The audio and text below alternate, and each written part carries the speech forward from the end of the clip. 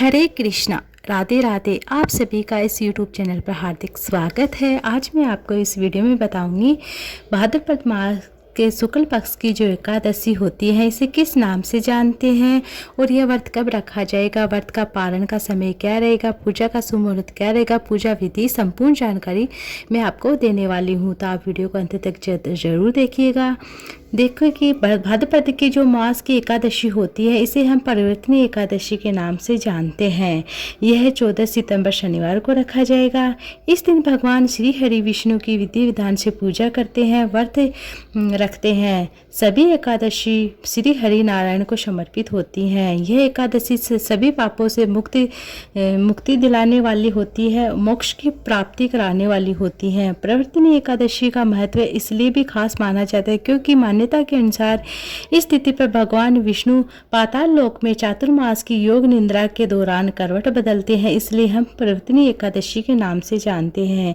इस एकादशी को अन्य नाम जैसे जलजूनी एकादशी कहते हैं, पद्मा एकादशी भी कहते हैं। आइए बात कर लेते हैं ये तिथि कब प्रारंभ हो रही है और कब समाप्त हो रही है, व्रत कब रखा जाएगा।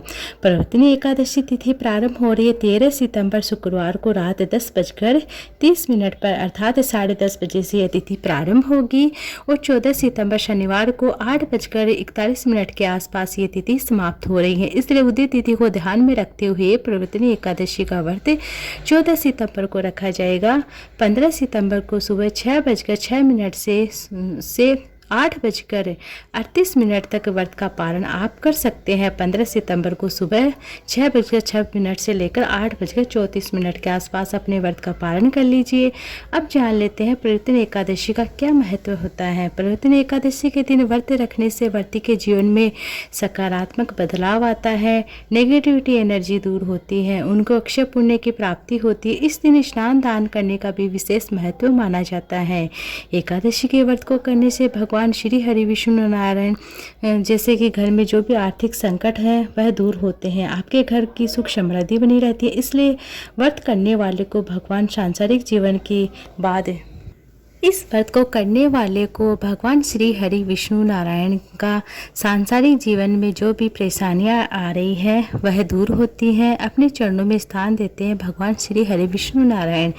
इस साल परिवर्तनीय एकादशी के दिन रवि शुभ योग भी बन रहा है। इस शुभ योग में व्रत की पूजा करने से आपको हर कार्य में मनचाहा फल प्राप्त होता है, आपकी जो भी कामना वह पूर्ण होती है। अब बात कर लेते हैं पूजा विधि के बारे में।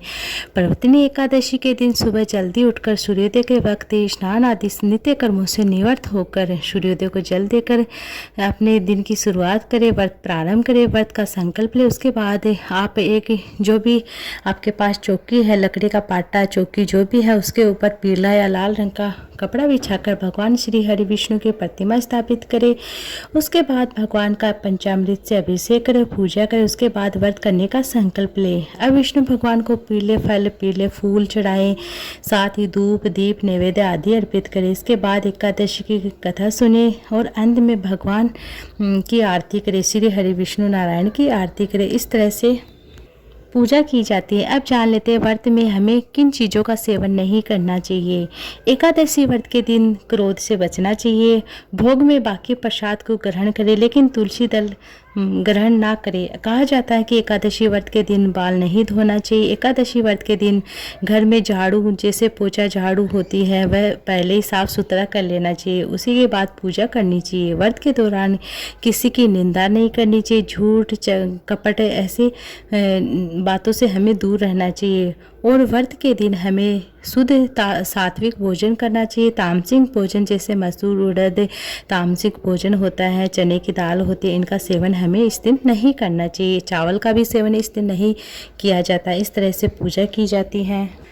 और व्रत के दौरान हमें श्री हरि नारायण का मंत्रों का जप करें, मधुर भजन गाएं। व्रत में आप आम, अंगूर, केला, ड्राई फ्रूट्स का सेवन कर सकते हैं। इस व्रत में मौन जाप कीर्तन शास्त्रों का पाठ करें, श्री विष्णु के मंत्रों का जप करें, विष्णु सहस्त्र नाम का पाठ कर सकते। इस तरह से आपको पूजा कर लेनी है। विष्णु के जैसे ओम नमो भगवते वासुदेवाय नमः मंत्र का जप कर सकते हैं। इस तरह से आपको विष्णु सहस्त्र नाम का पाठ महालक्ष्मी के साथ सभी देवी देवता की आप आरती कर सकते हैं। इस तरह से आपको पूजा कर लेनी है। ये थी आज की वीडियो। उम्मीद है आपको अच्छी लगी। वीडियो अच्छी लगी तो वीडियो को ज़्यादा से ज़्यादा लाइक कीजिएगा।